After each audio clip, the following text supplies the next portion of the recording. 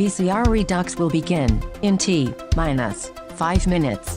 What the fart is VCR Redux? It's the show where we take movies from the VCR era and bring them back to today.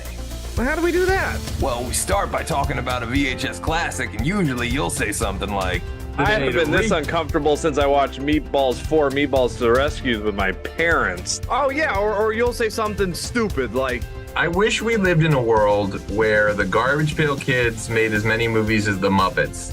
but I know you'll always see it through with a positive attitude. I hate this movie, I hate being here, I hate all of this. Oh, Jamie Kennedy. Oh, well, shit. Well, let's go for this. He was in Son of Mask. This is genius. I am not a gamer. I'd rather read books. I'm just Ian's like the old lady that's like, I got video game monsters, I got toy monsters in here. As long as we respect the passion and the artistry that went into these films. You know, obviously they took this movie, it's 93, right? You're like, what do you want to see in your Mario movie? And they're like, oh, we want it to be grim, we want a lot of death, we want tits and ass. Oh, and then we start the pitch ideas with modern day sequels like Weekend at Bernie's 3, Cocaine Mountain. Sometimes we take it kinda seriously. I'll watch a Paul Verhoeven alien movie. oh my gosh, that alien will have more vaginas than anything you've ever seen in your life. Sometimes this Hawaiian shirted fool will pitch something stupid like, I would take out the virtual reality stuff and just have it be about Jeff Fahey mowing the lawn.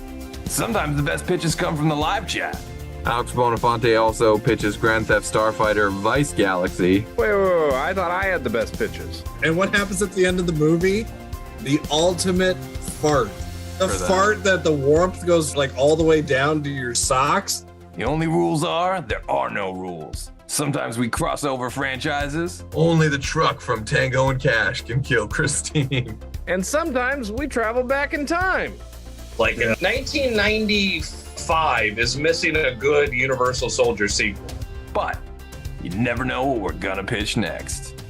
What do you want? Do you want Daniel Stern behind like a muzzled mask? Like, We all know it should be Pesci behind the mask, and like underneath the mask, you should hear him going like fritter, fritter, fritter, fritter.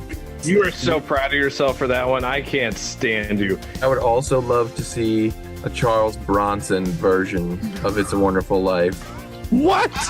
Direct to DVD. If you made a shot-for-shot remake of Scarface with Goofy as Al Pacino, it would be amazing.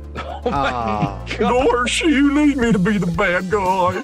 It's like the worst 1987 Disney movie Disney's ever made.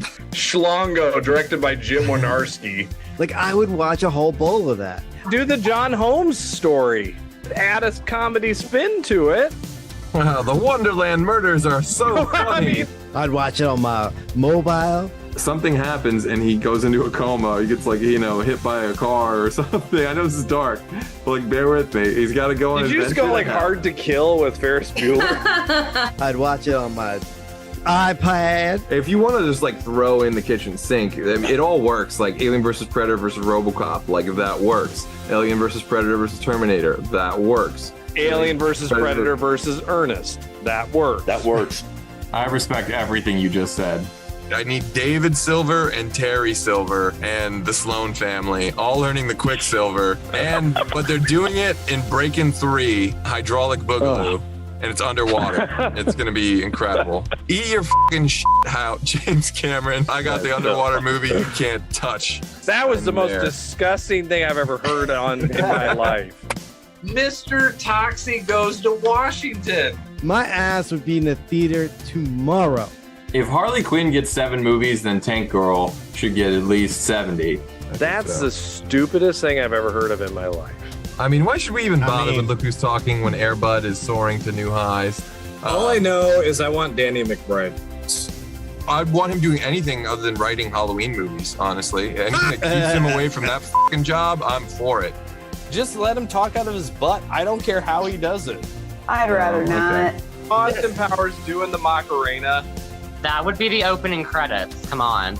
But we have not yet had Die Hard on a half pipe. What if John McLean Jr. was a pro skateboarder and also an avid machine gun enthusiast? Skater Die Hard.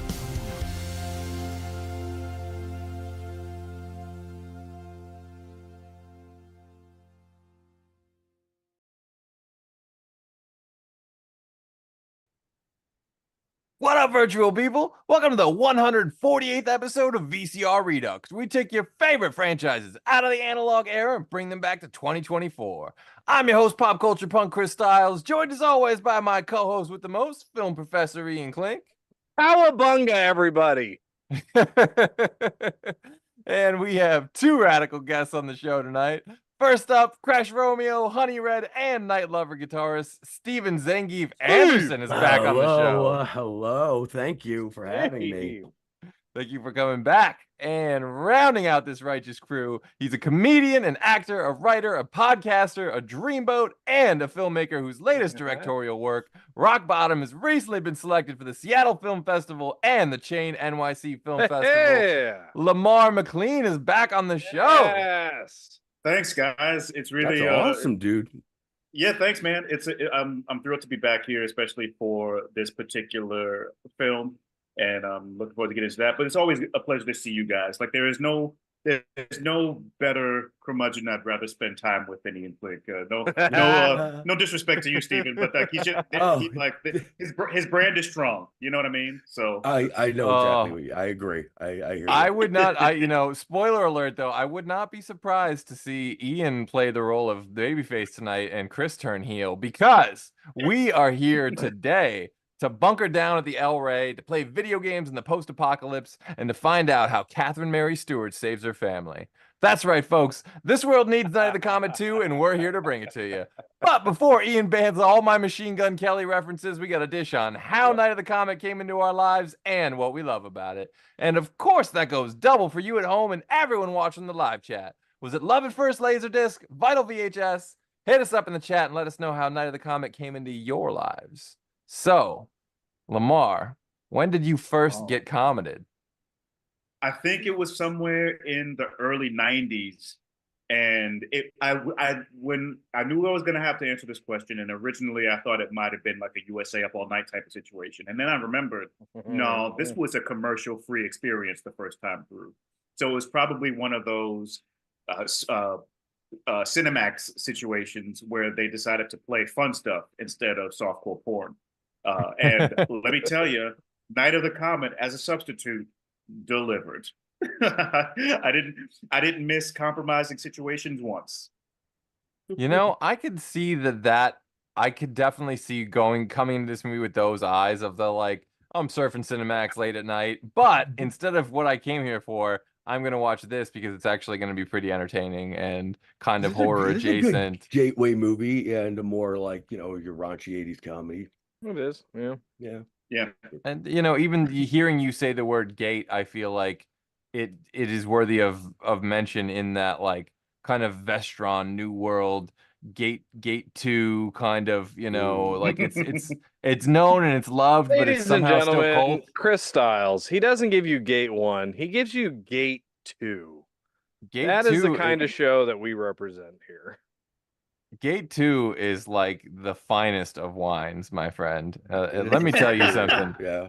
There's like Empire Strikes Back and there's Gate 2, and these are the films that really up the and they're both on the shelf next to Boone's Farm. Thank you, Chris. All right. Well, speaking of Boone's Farm, Steve, when did you first get commented? Oh, well, so if you asked me prior to 2 days ago, I would have told you that I've seen this movie a bunch of times and I remember it fairly vividly. And I could have probably told you some like plot points, but it's been a while.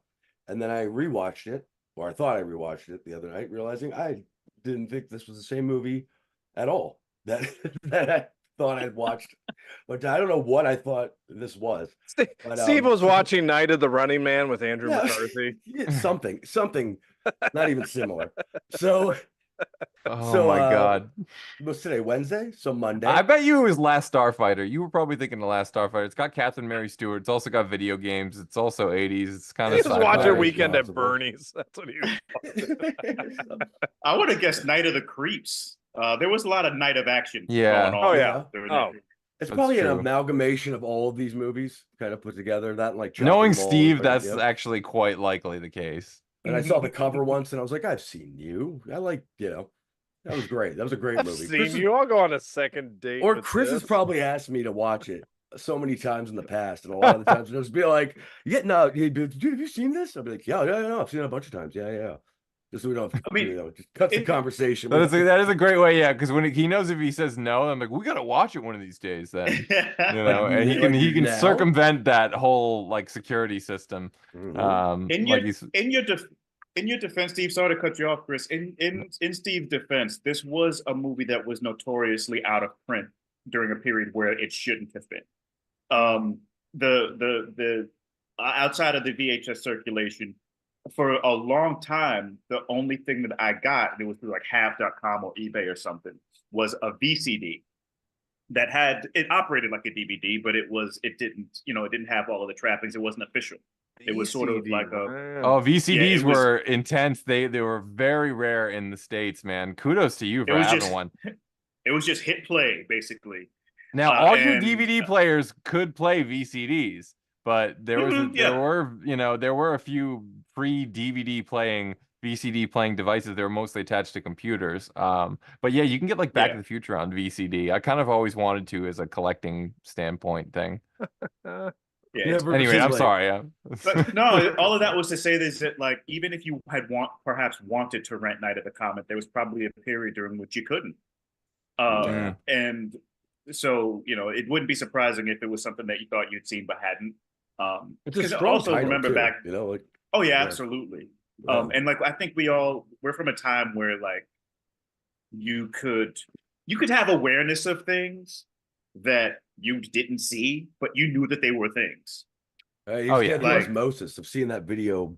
Like, Flight of the Condor, sure. Like I haven't seen it, but like I know it. That's not a thing anymore like it was. It's absolutely a movie that I should have seen multiple times. Well, LeMar says that, and I will tell you, and I mentioned on the show before, there's an horrible. I think it's a great movie, but it's a horrible movie itself from the '80s called Slaughterhouse. And if you've ever seen the VHS cover, it's this hulking guy with this, pig butcher with the overalls, right? Yeah, and the overalls. He's in like a lighted backdrop and a door to a freezer. And I remember I looked at that box so many times at the video store and kept looking at it and kept just looking at the back. And this is the great days where they give you at least like 6 images of the movie on the back of the VHS tape. And I swear I have seen Slaughterhouse, but I know for a fact I've never seen it. But I've looked at that so much. I felt the same way. I felt in my head. We did the same thing with Dr. Giggles the other week. It came out on like Tubi. And I was like, "Yo, this movie." And 2 minutes in, I was like, "I've never seen this fucking movie." And Body Bags, and also The Destroyer. I feel like I stared at the cover art for The Destroyer. It's that football player, with the Lyle skull? Elzado. It's the guy, with the skull face, and he's holding like the jackhammer or whatever. We finally watched that movie. It's got way more like budget than you would think. It's got Anthony Perkins in it, but man, it was a disappointment. But anyway, getting back. R.I.P. Lyle Elzado. Oh right. Oh, no disrespect. Obviously, we know you're watching in heaven. So when did Ian first get commented? This is one that escaped me like growing up. I did not see Night of the Comet till I got the DVD at a Goodwill in maybe like 2010, something like that. Like, yeah, it was just it's one I'd seen a lot of the images because I know one of my horror movie books has the cop with that awesome face, the white eye, the white scully eyes, and and it's like I hear like that. It's weird as it sounds. I hear this noise in my head when I see that picture.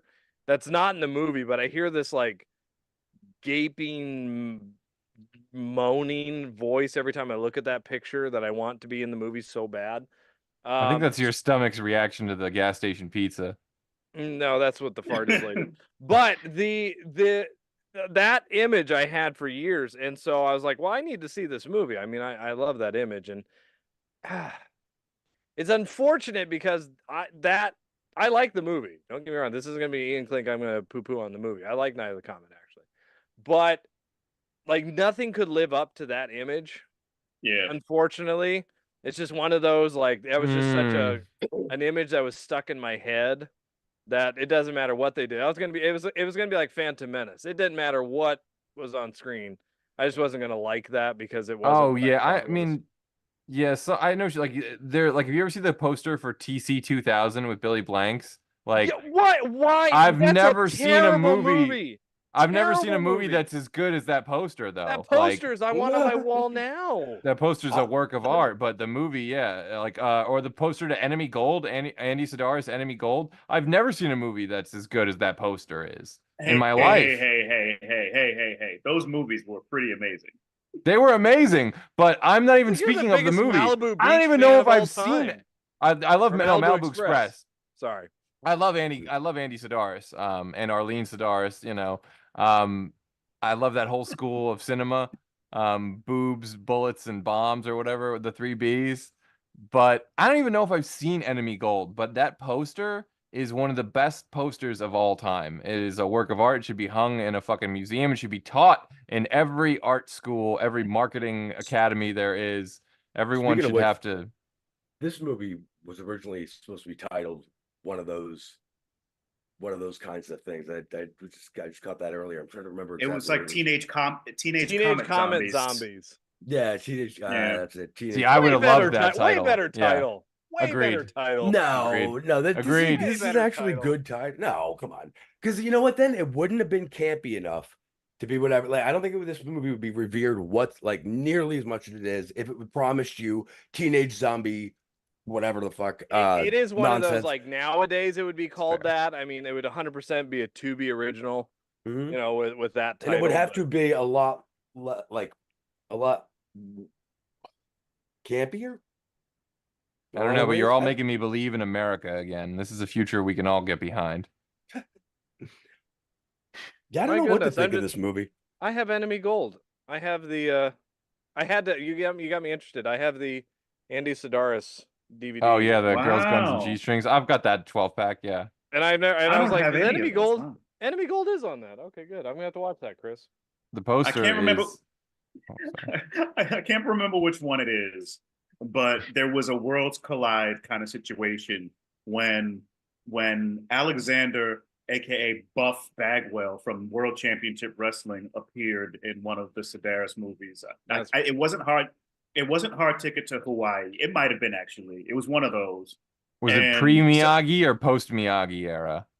I don't know what that means. What was Okay, his so name? there was a period of time where Pat Morita was doing Andy Sedaris movies, and it's Oh one of those yeah, I things. missed all of my- those. Yeah, dude, He's my in brother Do- would Pat tell me Morita's about in him. I Do or thought he was Die. full of shit. Like, he's like, yeah, Pat Morita does porn now. I'm like, no way. Like, you're full of shit. Get the fuck. He's like, I'm telling you, I saw Mr. Miyagi in a porn. I'm like, you're so full of shit. Like, and yep, it's true.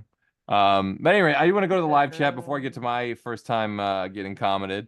See who's in there. I see Whiskey 41, the great Alex Bonafonte, Caitlin Allman, America's Next Top Model, Dustin Nino, one half of the creative genius behind Retro Fiend Radio, makers of the finest canon of martial arts docs on the internet, and the great location scout Michael Ricci in the chat. So thank you so much for tuning in, everybody. The Nino says, first time I saw this was around 2010, similar to you, Ian. I missed this as a kid in the 80s. My roommate and I were looking for something to watch on edibles, and she recommended this. Absolutely loved it.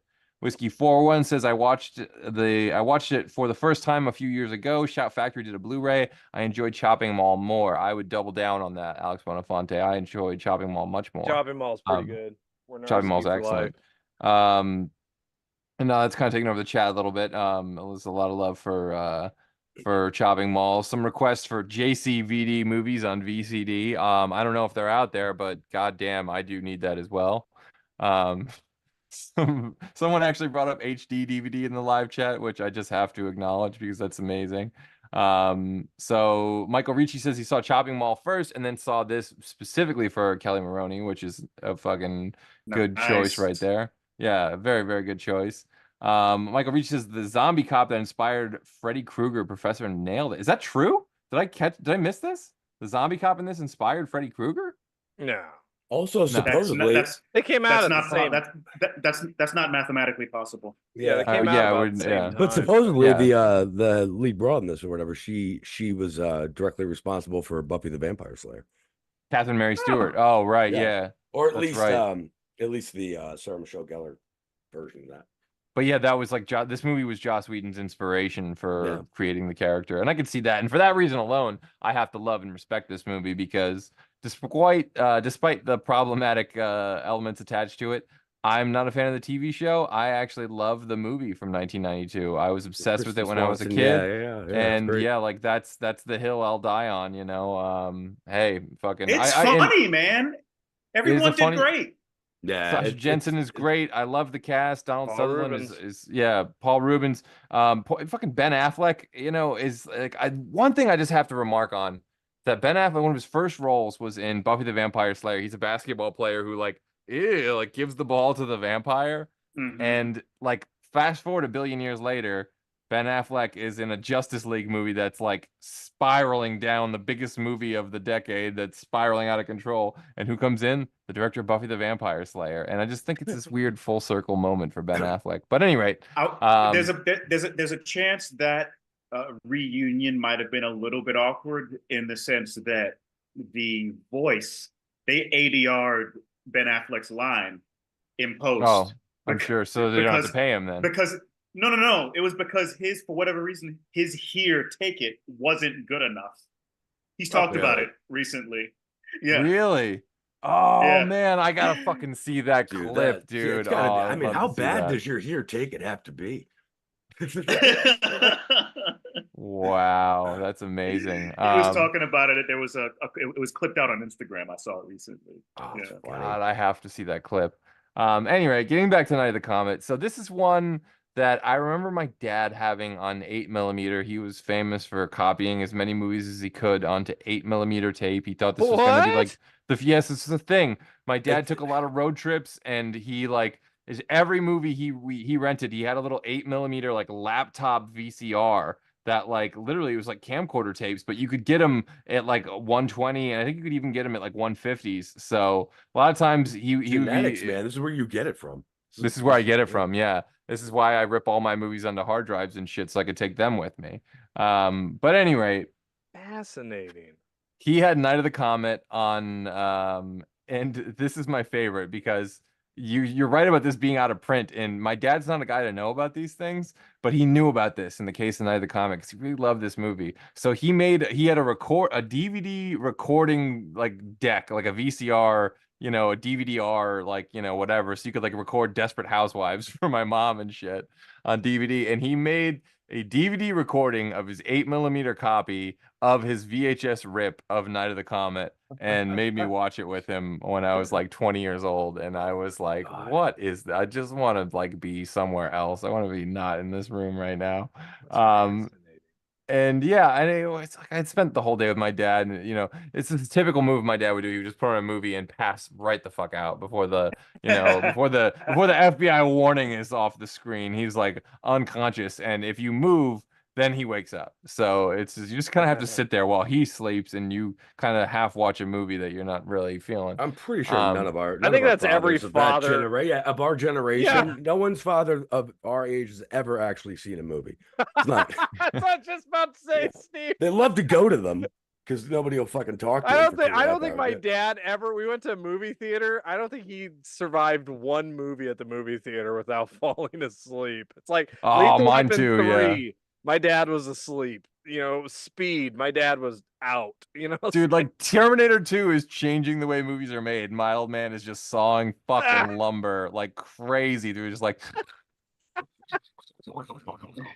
Somebody please make a documentary about the sleeping dads of 1994. Like that. Oh my god! Like just a compile of our generation telling the stories of their fathers falling asleep. It's true, man. I think my dad had probably put on a VHS copy of Over the Top probably 50,000 times, and has never probably. It couldn't tell me a single thing about that movie. Not a single thing other than the dads of our generation. Art was like that with Stallone. He loved Cobra too. He loved to pass out to Cobra. Our dads put it in the Clockwork Orange spike thing, you know, to like keep their eyes open to watch a movie. You know, your dad's like, Sylvester Ugh. Stallone's in this? All right. Well, speaking of movies I shouldn't have had access to when I was like 3 years old on VHS. But Yeah, right. some comment back in the chat though. Michael Ricci says, and to much accurate point, so many great posters in Night of the Comet, and I definitely saw some good ones in there. I saw Beastmaster, and at a certain point, I was the first. I watched it twice this week, but on They had Monday, Valley Girl in there. of course, yeah, and they had the Oh, soundtrack to yeah, Valley yeah. Girl as well. That guy's he's the main guy in Valley Girl, right? The dude. One of The guy's the main villain in Valley Girl, the guy That's right. who's Yeah, so yeah. it's a little wink wink. And also in the chat, just I have to call it out because I love her. Rip Julie Strain from the great Alex Bonafonte says that he thinks he bought all but one of the Andy Sidaris Blu-rays. Well, one day I hope you get the last one.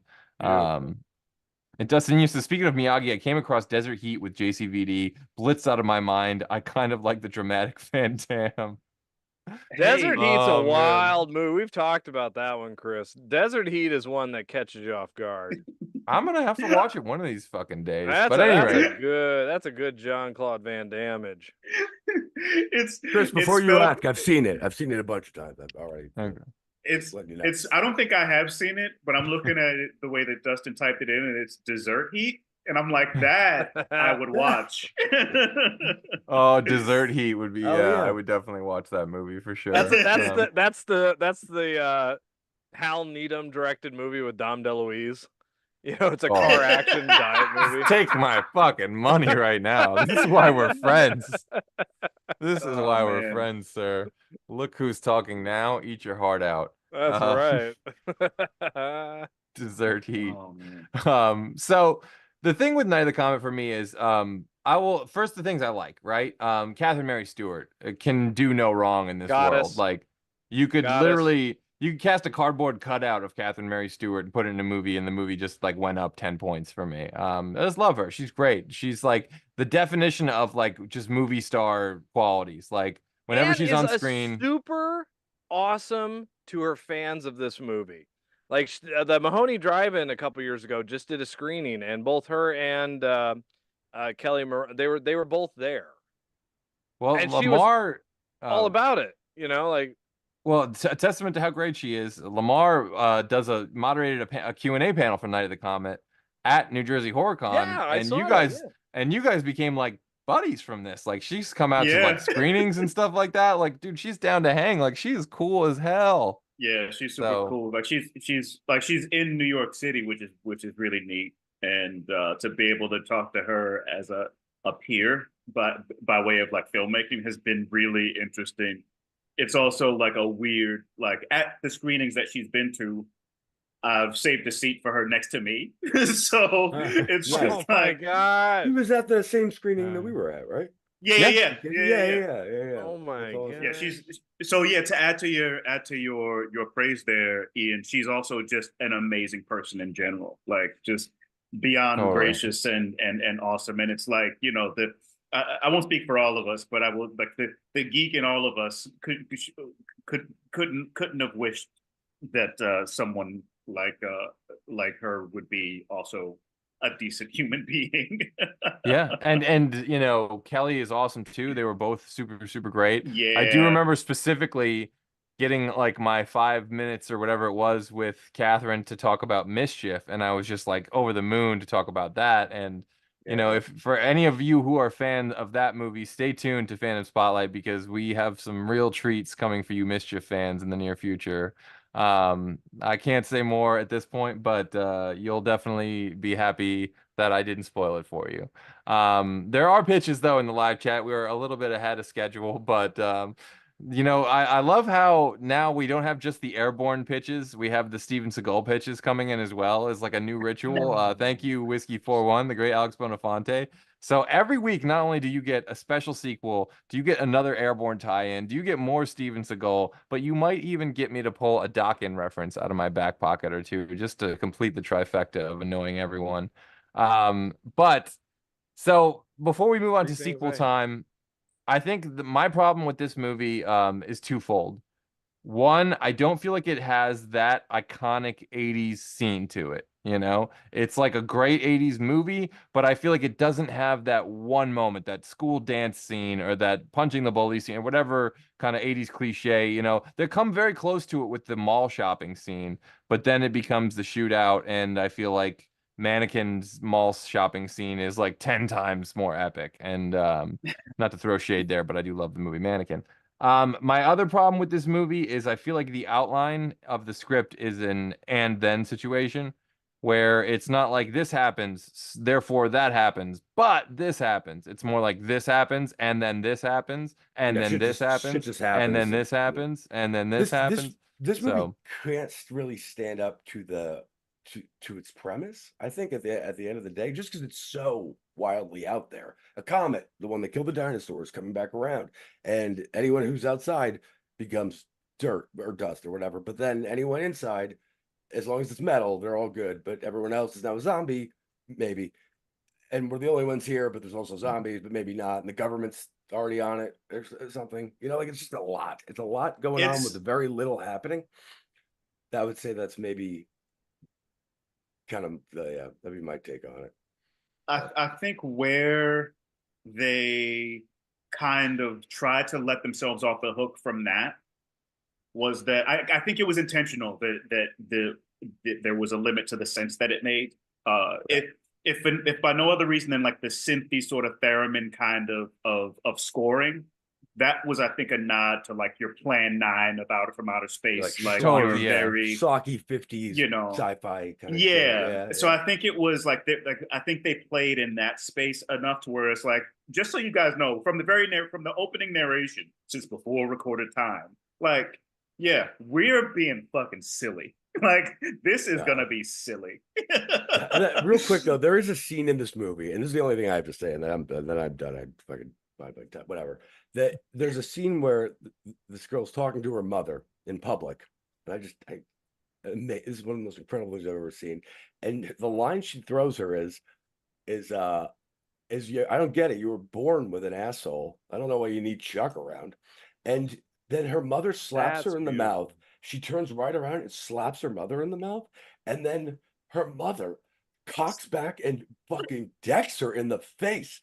Takes her down in front of other adults standing right there, and no one does anything.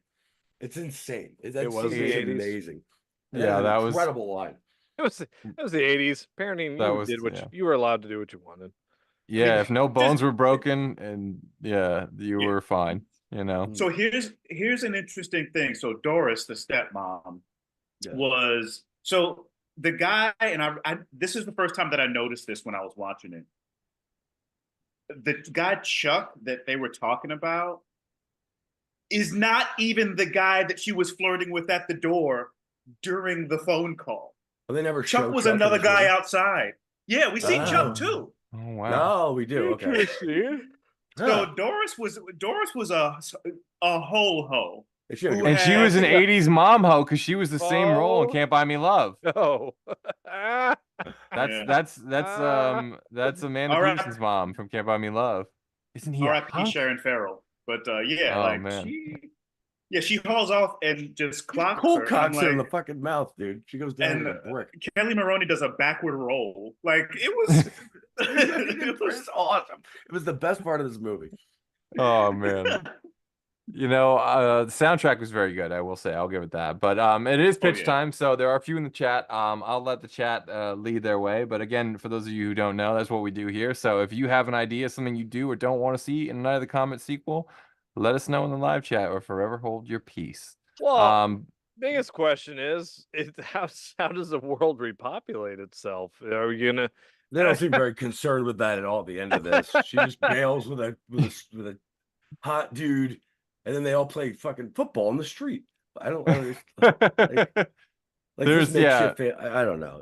I feel like there's like the B storyline is particularly where things kind of fall apart for me and get a little murky. But I mean, the only thing I could think of is if you were to take a George Miller Mad Max Fury Road approach, where it's like you're in the same world.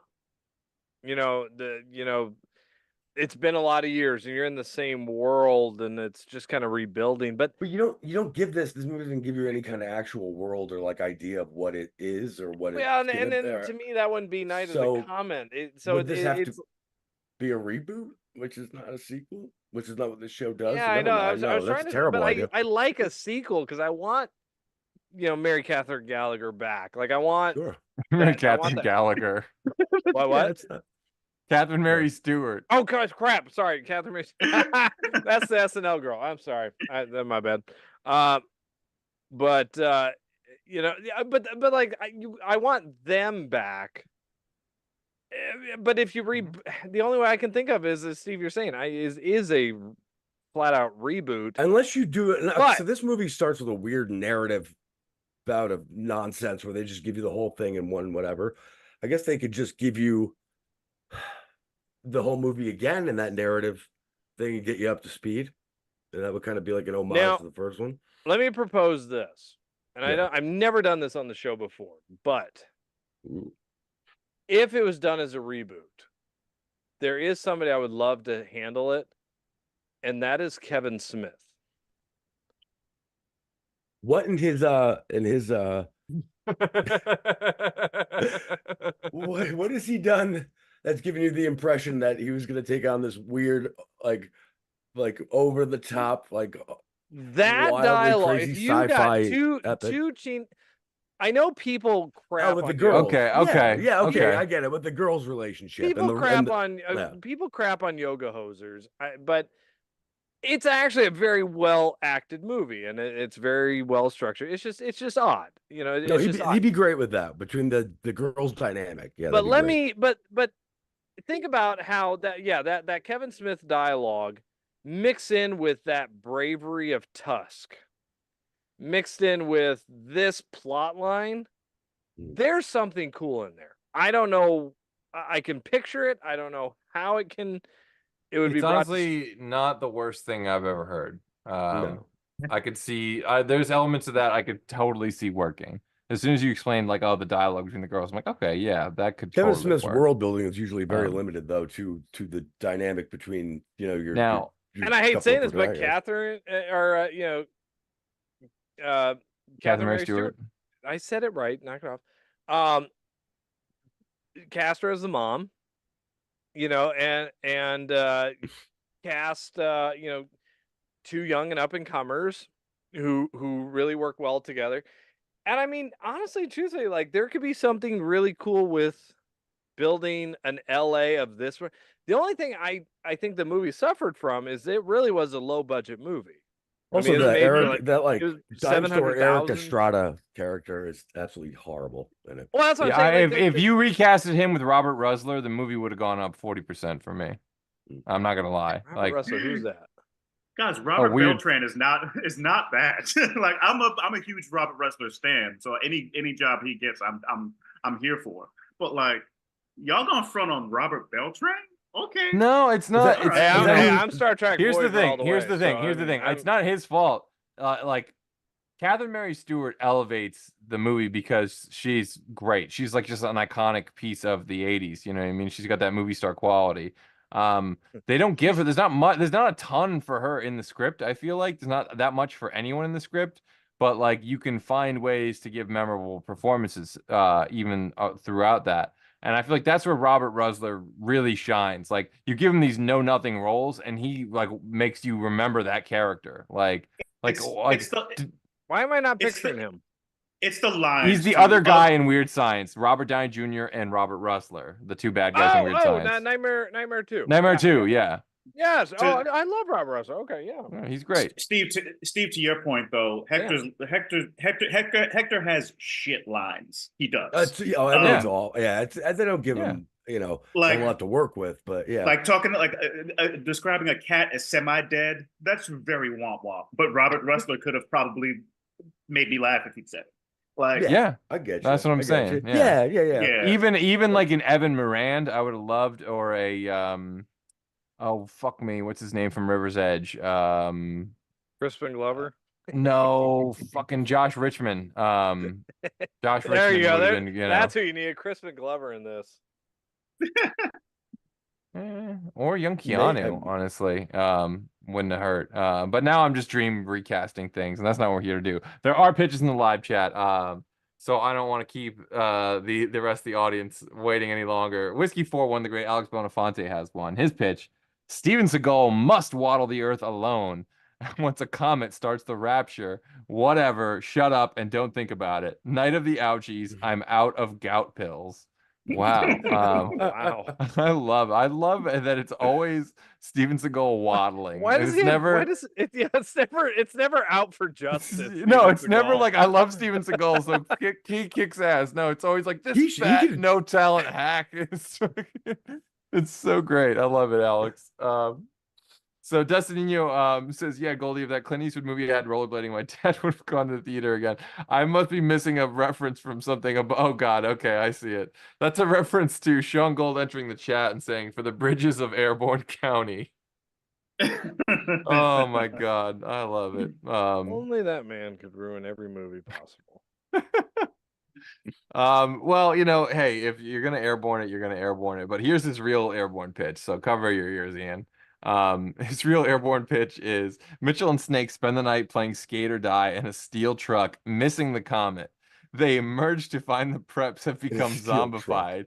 Now they must flee for safety in Comet-born. Soundtrack by Dawkins. Wow, I actually think that's fantastic. The worst part about that is it actually works, and I hate that it works. That is like the only one you ever pitched that actually works. Oh no, he's had quite a few that work. Maybe the titles don't always hit home for you, but that one definitely works. God damn. And you brought Skate or Die into the equation. You couldn't have made me a happier man.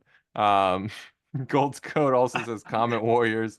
Maybe tonight you will be gone. We're the Comet Warriors. Don't want to sky gaze no more. Gross. He's writing the song for you in the chat. All right. He's got half a verse for you. I hate Dawkins.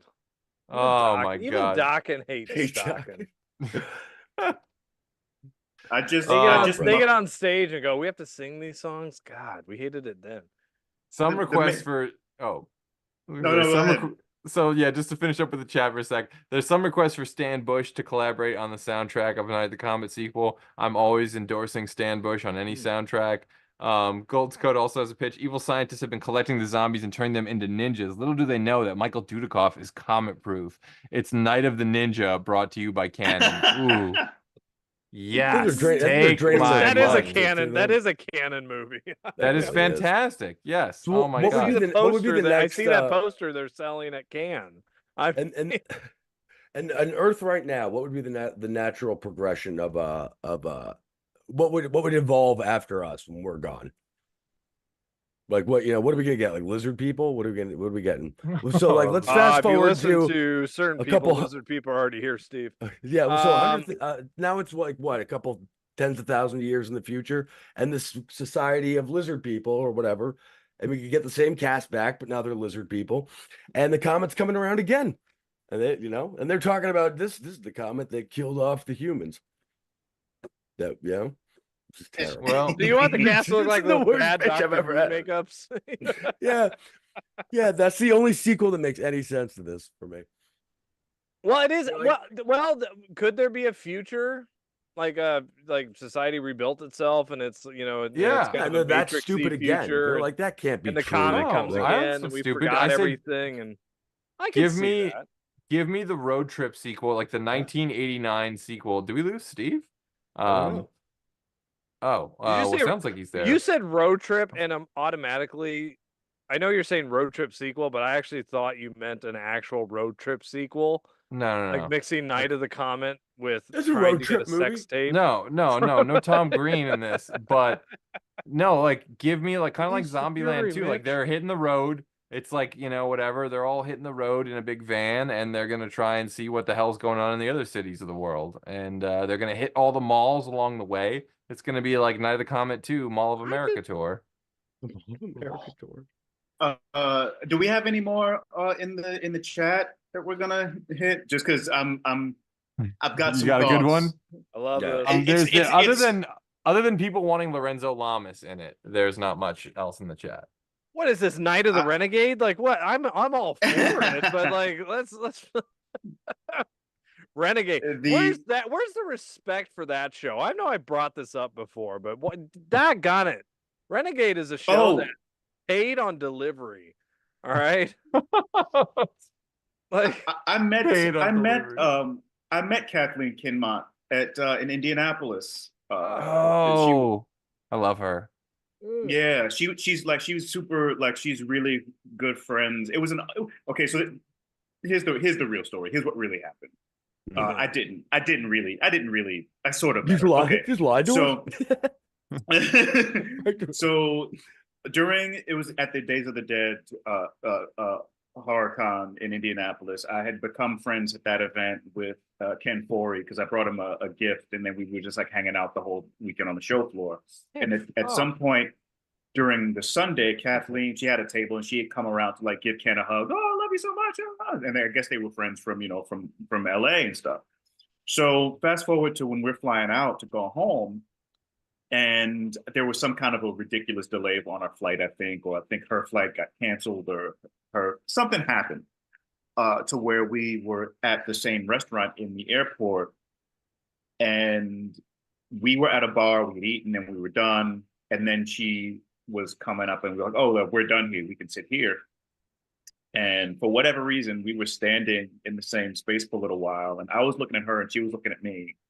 But it was at a point where I was like, I don't know how friendly I can be to this cool chick with Siobhan right here. So my brain just short circuited. It would have been fine, but you overthought it. Yeah. And so I just gave her this like weird sheepish grin and ran off.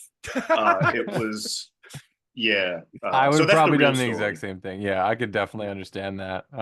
That's adorable though. I love Kathleen Kinmont. For those of you who don't know, Kathleen Kinmont is in Halloween 4. She's the one who has the cops do it by the book shirt, and she's in Hard Body. She's in a ton of great movies. Because it's adorable when a little kid comes up and does that to somebody, or it's adorable because you know him and you know that it's genuine. But for somebody who's never met a complete stranger and a grown man comes up to you on the beach and just like, hi, it's not adorable for anyone. It is if LeMar does it, I swear. Then it is. If you did it too, it would be adorable, Steve. Ian, like me, is a mortal man, and we did it. It would be awful. Sorry. Yeah. The police. I'm with the only this, time. Dustin. Look, the only time I'll ever do that is if I see Robert Picardo. So let's be honest. So. I think you're referencing Dustin's pitch. Dustin Nino, Retrofiend Radio Genius, says all we need to do is combine Renegade, get Branscombe Richmond to play Bobby Six Killer, and Baywatch Nights, and the sequel will write itself with some blades and ninjas. I'm in. Oh, wow. I'm in for anything Renegade. You can have your Walker Texas Ranger. You can have your CSI. You can have your freaking So you're pitching a TV show that you like better than this movie. Renegade is better than anything out there. Renegade is better than Gone with the Wind. Renegade is better than freaking Citizen Kane. It's everything you want it to be, and it doesn't ever tell you we're gonna try differently. That's why I love Renegade. Ian, you are the edgiest guy at your prayer group, I swear. I really love the moment that dudes with ponytails had in the 90s in television. Oh yeah, it was huge. Thunder Warrior, freaking Snake Eater, like bring it all. Like that. Highlander the series. Snake Eater 3, Shakedown. Oh, come on. Fucking A. My Little Pony. What a time. What a fucking time to be alive. My Little Pony. Speaking of weird times, sorry, real quick. Speaking of weird times and like phenomenons that went on during them, the 80s part of this, the early 80s, mid 80s of this was considered after it came out to be potentially an animated series that they were going to try to do. Oh my God. Just like everything in the world that came out during the mid 80s or whatever. They were like, let's make an animated show for kids. What the fuck show would that have been? Would it have really been any weirder than Rambo Force of Freedom though? Like no, if you think about probably it. not any of that. Yeah. Like every other all of weird those shows in the 80s were wild. RoboCop Prime directives. The restraint The cartoon out of the way. making this one. There were so What a many. glorious time.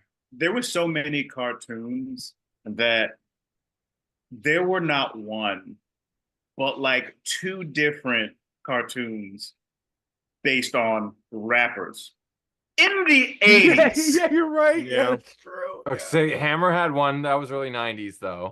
Hammerman and Kid and Play. Kid and Play had one. cartoons.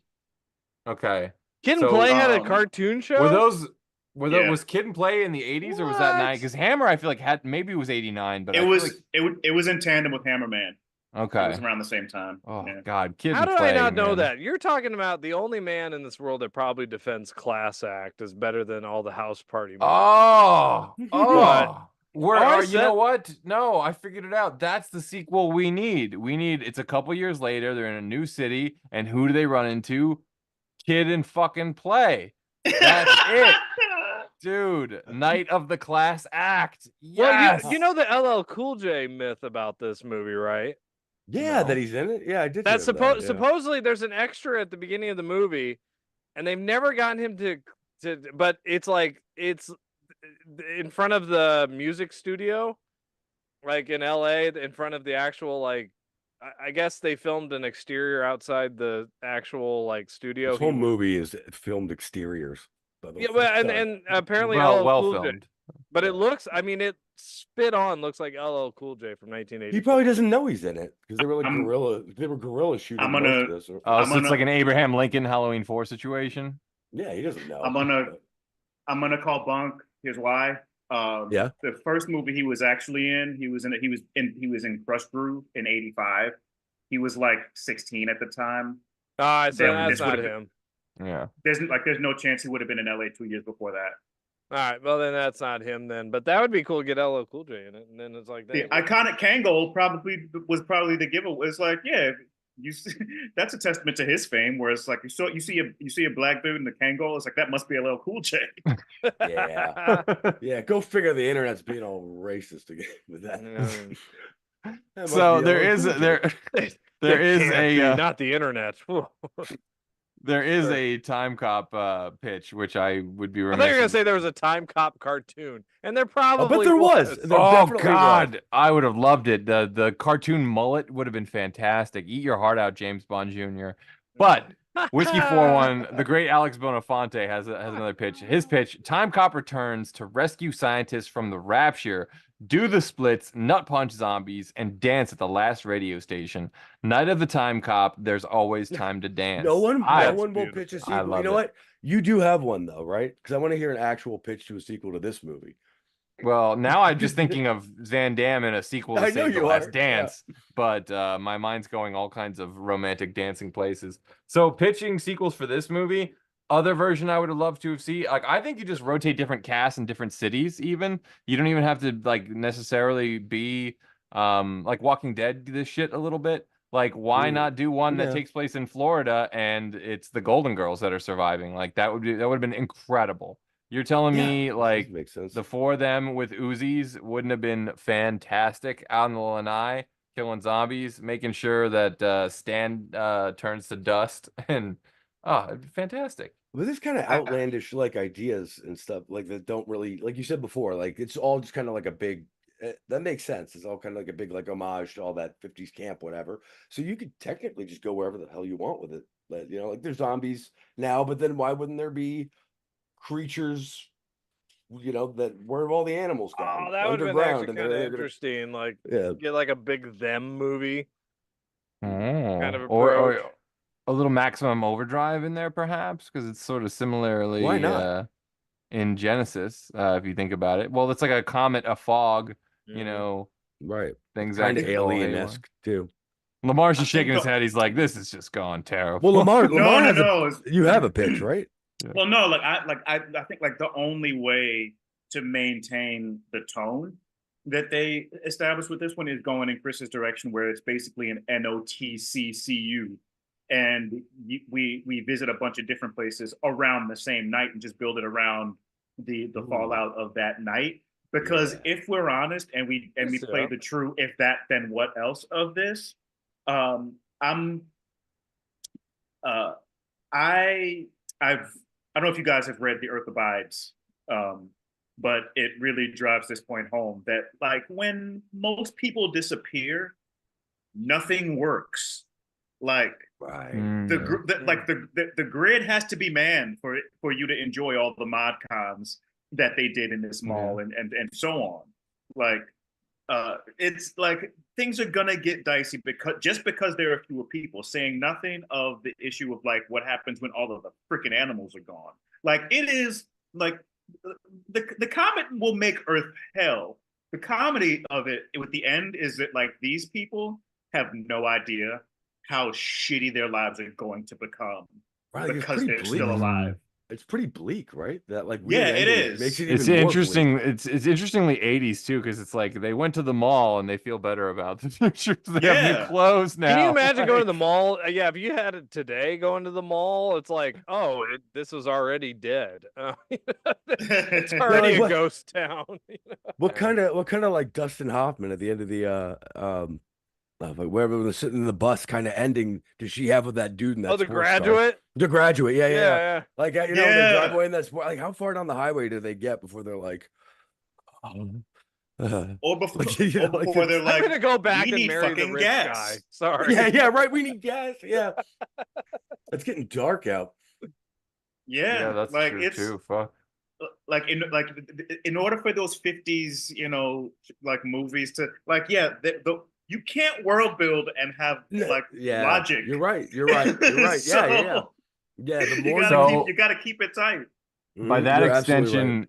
give me in another city Rodney Dangerfield and Sam Kinison surviving in this together. It would be fantastic because Rodney's just cracking jokes, everything. Hey, what I go out here is like my birthday party. No one shows up. Oh, forget about it. I get no respect. And Sam Kinison's just screaming his head off like, oh my God,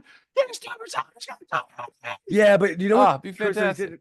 The part of the tone of this movie, which is kind of weird, is that it does volley back and forth from them being like, girls just want to have fun, screw it, like whatever, like party after the party in the apocalypse, and then they do have these weird moments where like she realizes that the boy that she was talking to, she's never going to talk to again, and then she's never going to go back to school again, and that one scene, the woman finds out she's infected and just commits suicide in front of the other guy that comes in to talk to her. Like they get heavy, and then they just yeah.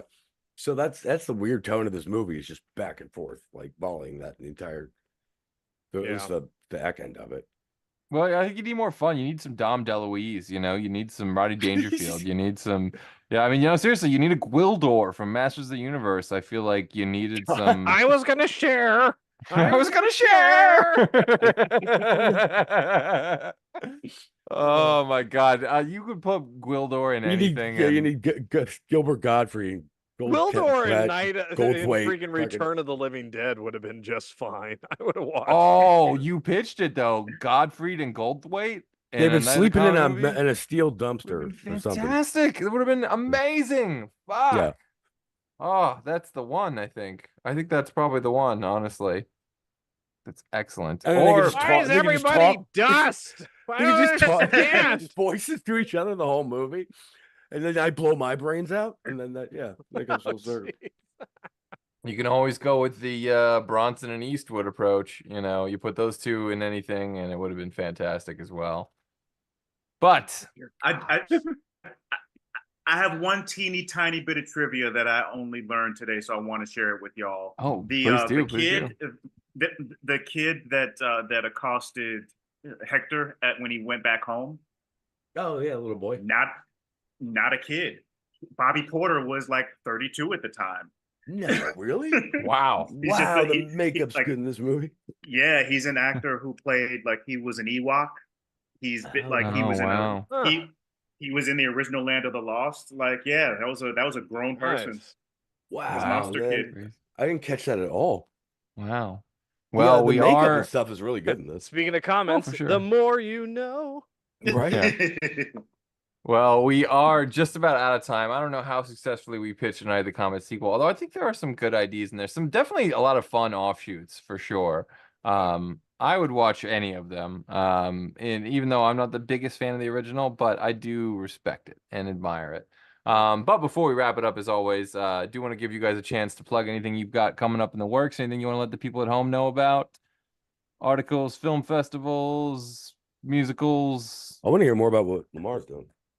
I mean that's kind of the limit of it. But in the name of speaking things out into the universe, Chris is correct. Rock Bottom, the most recent film of ours, was a selection of the Seattle Film Festival as well as the Chain New York City Film Festival. So we're looking forward to screening at the Chain. They were a pretty solid space for theater and film here in New York, where there's so few of those places that are still around, believe it or not. And I am developing a horror feature right now that involves the undead and the world of professional wrestling. So yes, not a whole lot to report. I'm only sharing this with you guys because I like you guys and you deserve to hear something like this. But under different circumstances, it would have been like, yeah, I'm not ready to talk about it, but it's happening. We're moving forward on it. So we're excited. Congrats, so yeah, that's amazing. I don't have a shoot date, I don't have a release date, but be sure that once those things become real, everybody will know. Oh man, well, I'm always going to be hanging on the edge of my seat for more details on anything you got going on. Ian, any articles coming out?